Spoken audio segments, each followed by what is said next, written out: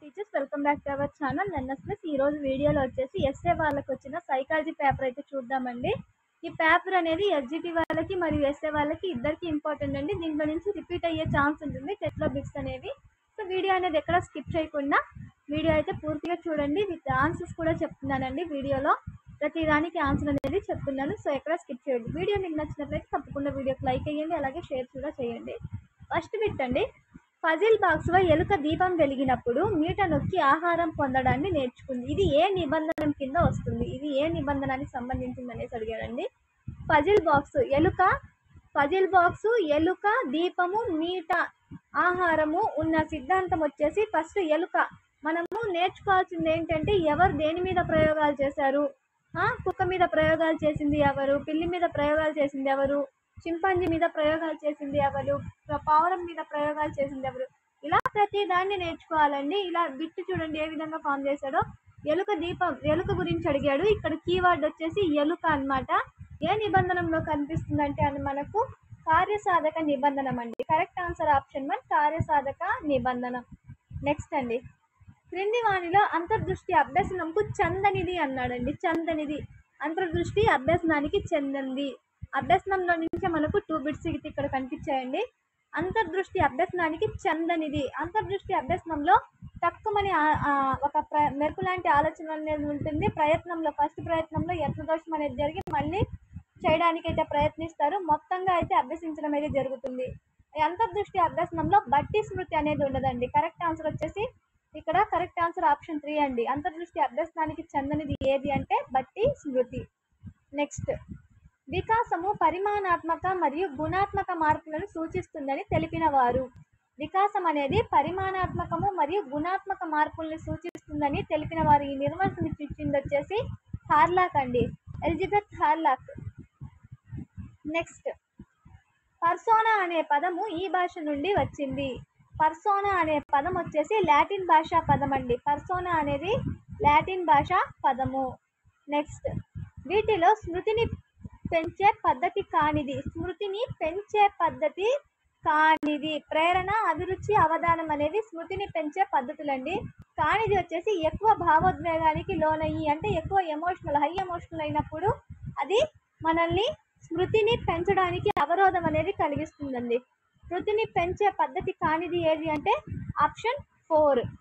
Next, ఒక వ్యక్తి ఒక నిర్దిష్ట నైపుణ్యాన్ని సమాన శిక్షణా సన్నివేశంలో ఇతరుల కంటే వేగంగా, తేలికగా సంపాదించినట్లయితే ఆ వ్యక్తిలో సామర్థ్యము. ఒక వ్యక్తి అందరితో పాటు ఒక వ్యక్తి ట్రైన్ చేసినప్పుడు ఆ వ్యక్తికి అందరితో పాటు ఈక్వల్గా శిక్షణ అనేది ఇవ్వడం జరిగింది. కానీ అతను ఇతరుల కంటే గాను వేగంగా, తేలిగ్గా దాన్ని నేర్చుకున్నాడు. అతనిలో ఉండే సామర్థ్యం ఏంటి అంటే సహజ సామర్థ్యము, యాటిట్యూడ్ అండి. సహజ సామర్థ్యం. కరెక్ట్ ఆన్సర్ వచ్చేసి ఆప్షన్ 1. కృత్రిమ మేధస్సు అనే ఎలక్ట్రానిక్ ఉపకరణం ఉపయోగించిన తరము. కృత్రిమ మేధస్సు అనే ఎలక్ట్రానిక్ ఉపకరణంను ఉపయోగించిన తరం వచ్చేసి 5వ తరం కంప్యూటర్ అండి. కృత్రిమ మేధస్సు అనేది 5వ తరం కంప్యూటర్. ఇప్పుడు మనకు మొబైల్స్ వస్తాయి కదా, అలా ఏ జనరేషన్ అంటే 5th జనరేషన్ కంప్యూటర్ అండి. నెక్స్ట్, బుద్ధిమాంద్యం ఈ వయస్సులోపు బహిర్గతం అవుతుంది. బుద్ధిమాంద్యం అనేది ఏ వయస్సులోపు బహిర్గతం అవుతుందంటే 18 సంవత్సరాల వయస్సులోపు. బుద్ధిమాంద్యం అనేది 18 years లోపు బహిర్గతం అనేది అవుతుంది. నెక్స్ట్, నేర్చుకున్న విషయాలు మెదడులో కొంతకాలం నిలుపుకోవడం అనేది. మనం నేర్చుకున్న విషయాన్ని మెదడులో కొంతకాలం నిలుపుకోవడాన్ని ఏమంటారంటే ధారణ అనేసి అంటారండి. ధారణ. ఇవి డైరెక్ట్ బిట్స్ అండి.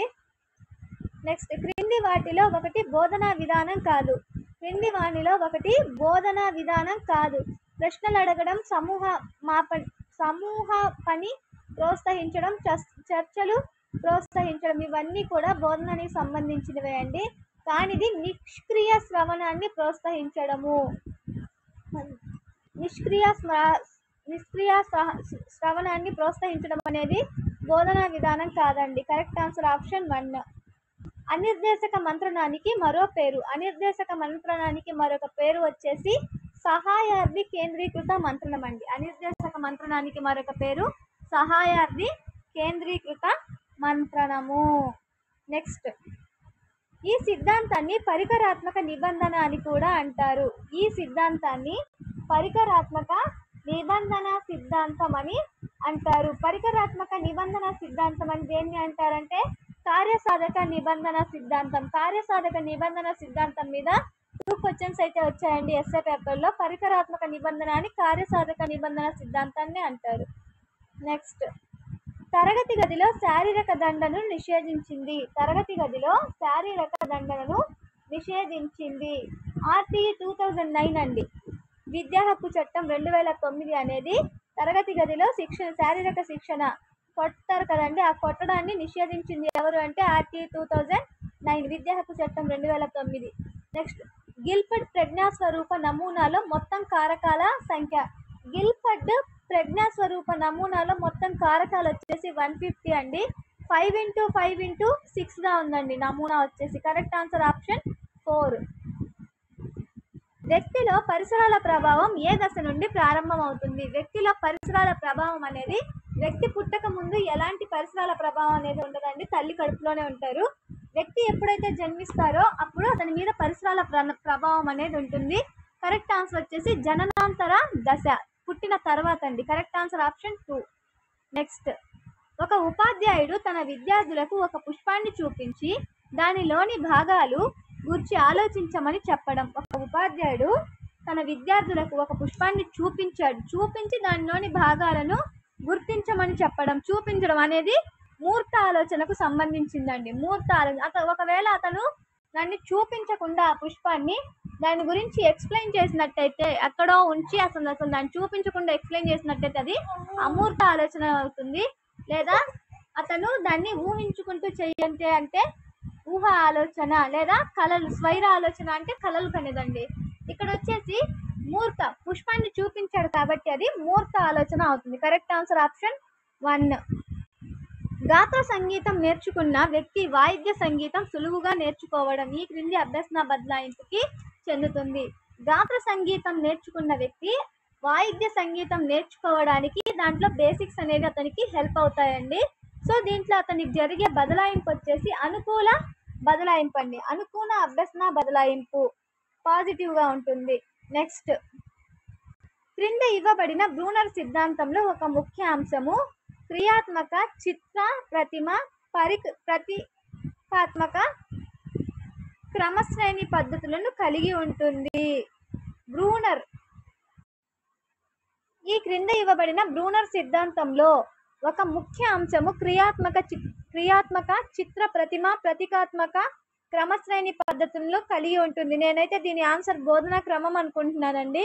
మీకు ఆన్సర్ తెలుసుంటే నాకు కామెంట్ అయితే చేయండి, ఇది నాకు డౌట్. నెక్స్ట్, అత్యంత హానికరమైన కంప్యూటర్ వైరస్ అండి.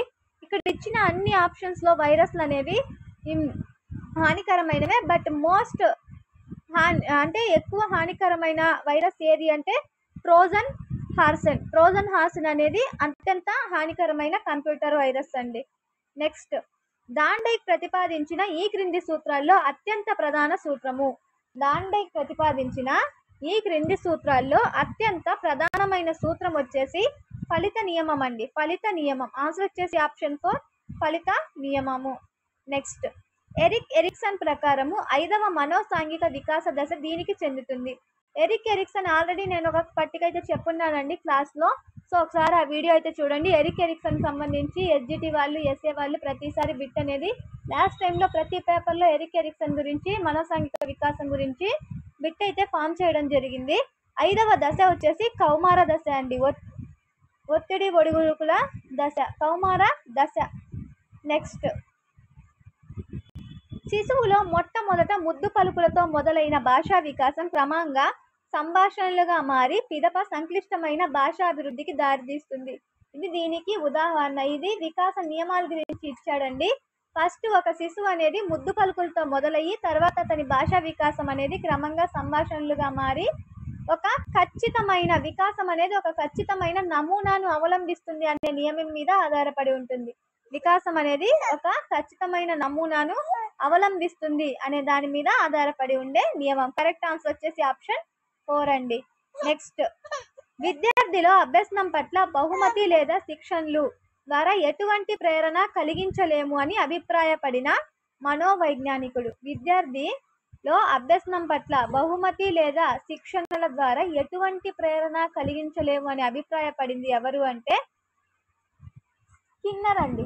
బహుమతి లేదా శిక్షణల ద్వారా ఎటువంటి ప్రేరణ కలిగించలేము అని అభిప్రాయపడింది స్కిన్నర్ ఆప్షన్ 2 స్కిన్నర్. నెక్స్ట్, పిల్లలు భాషను నేర్చుకోవడానికి అనువైన అంతర్గత సహజ సామర్థ్యంతో జన్మిస్తారు.